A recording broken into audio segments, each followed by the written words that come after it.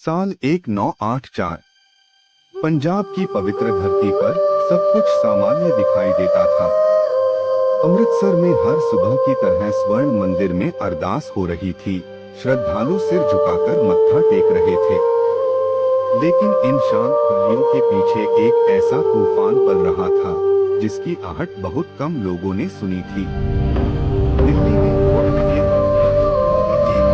फाइलें तेजी से मेज पर रखी जा रही थी।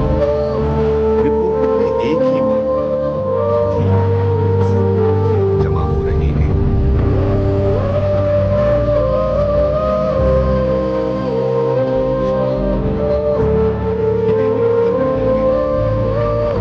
इन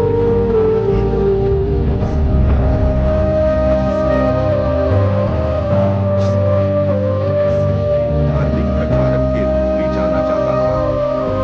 लेकिन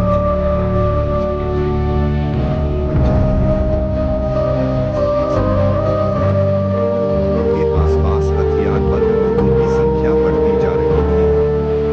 खुफिया एजेंसियों के पास आने वाली सूचनाएं डराने वाली थीं।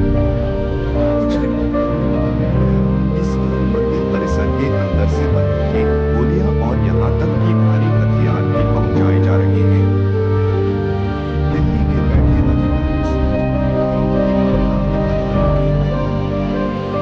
लेकिन समस्या सिर्फ सुरक्षा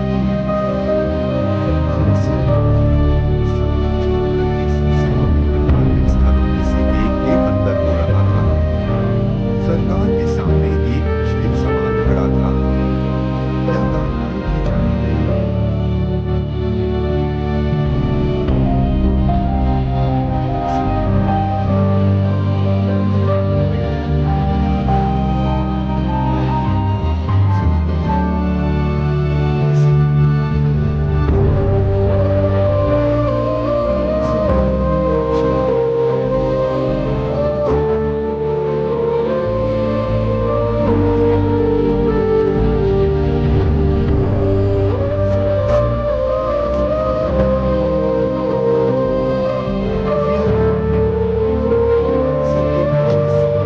बनाए जा रहे थे।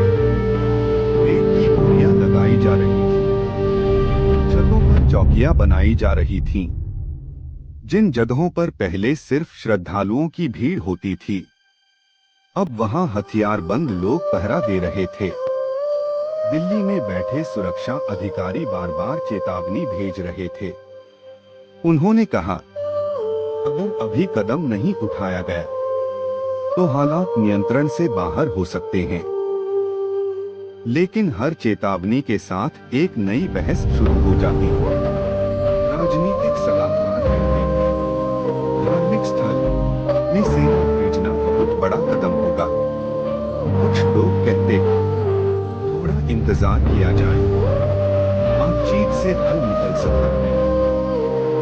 और इसी इंतजार के बीच समय धीरे धीरे आगे बढ़ता रहा। पंजाब में हालात और बिगड़ने लगे। पुलिस के लिए कई इलाकों में जाना मुश्किल हो गया था। कई जगहों पर प्रशासन का असर लगभग खत्म हो चुका था। खुफिया ब्यूरो की फाइलों में अब चेतावनियों की संख्या बढ़ती जा रही थी। कुछ रिपोर्टों में यह भी लिखा था कि अगर हालात ऐसे ही रहे तो यह संकट सिर्फ पंजाब तक सीमित नहीं रहेगा। यह पूरे देश की आंतरिक सुरक्षा के लिए खतरा बन सकता है। दिल्ली में बैठकों का दौर शुरू हो गया।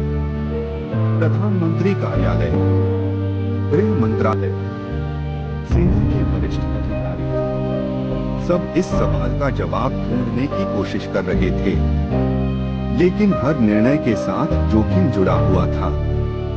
एक तरफ कानून व्यवस्था, दूसरी तरफ धार्मिक भावनाएं, एक तरफ देश की सुरक्षा, दूसरी तरफ संभावित राजनीतिक और सामाजिक परिणाम।